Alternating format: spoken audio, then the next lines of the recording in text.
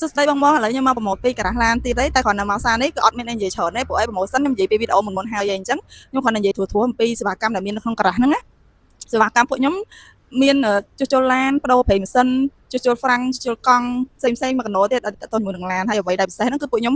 មានកុំព្យូទ័រសម្រាប់ scan process ទាំងមូលរបស់ឡានហ្នឹងថាមានបញ្ហាអីស្រួលយើងយកមក check យកមកជួសជុលអញ្ចឹងណាហើយមួយវិញទៀតក៏ខ្ញុំចង់និយាយពីប្រេងម៉ាស៊ីនដែរចំពោះប្រេងម៉ាស៊ីនពួកខ្ញុំដូចខ្ញុំថតវីដេអូមុនអញ្ចឹងគឺមានក្នុង stock គ្រប់លេខគ្រប់ស៊េរីប្រភេទឆ្នាំរបស់ឡានគឺពួកខ្ញុំមានទាំងអស់អត់ដាច់ stock អីញ៉ៃញ៉ៃទេហើយប្រេងដែលទៅមកថ្មីជាប្រភេទប្រេង premium លក្ខណៈថា530តែចំណុះ4លីត្រក៏មានចំណុះ1លីត្រក៏មានចាំតិចយកឲ្យមើល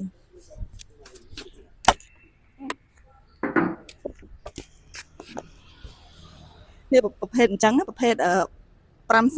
530 fully កំប៉ុងដែកអានេះចំណុះវាគឺ1លីត្រសម្រាប់4លីត្រក៏ខ្ញុំមានដែរគ្រាន់តែវាធំជាងហ្នឹងអញ្ចឹងតែអា1លីត្រនេះកាន់ទៅស្និតដៃល្អហើយយើងមើលតាមការ design របស់សបកកំប៉ុងហើយក៏ដូចជាប្រភេទគឺទៅសេនៅលើកំប៉ុងហ្នឹងច្បាស់ហ្មងលក្ខណៈថាទទួលស្គាល់ដោយអន្តរជាតិអញ្ចឹងណាខ្ញុំពាក្យហ្នឹងនិយាយអត់តាន់ឃើញទទួលស្គាល់ដោយអន្តរជាតិហ្នឹងទៅហើយចំពោះប្រេងដែលមានចំណុះពីលើសពី1លីត្រហ្នឹងគឺ4លីត្រពួកខ្ញុំមានដូចគ្នាអញ្ចឹងសម្រាប់ការដូរ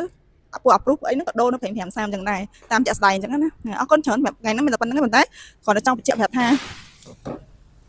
ការ៉ាស់ពួកខ្ញុំនៅបើកដំណើរការដូចធម្មតាអញ្ចឹងមិនមានបញ្ហារឿងឡានអីអាចយកមក check នៅការ៉ាស់ពួកខ្ញុំផ្ទាល់អញ្ចឹងណាហើយសម្រាប់ទីតាំងលេខទូរស័ព្ទអីគឺពួកខ្ញុំមានគ្រប់វីដេអូទាំងអស់ដាក់ពីលើ description អញ្ចឹងណាហើយចុងក្រោយសូមអ្នកដែលទស្សនាវីដេអូហ្នឹងជួយ like ជួយ share ជួយ comment មកកុំឲ្យខ្ញុំពិបាក boot អញ្ចឹងណាជួយ share គ្នាទៅស្មើដូចគ្នាទៅអរគុណច្រើន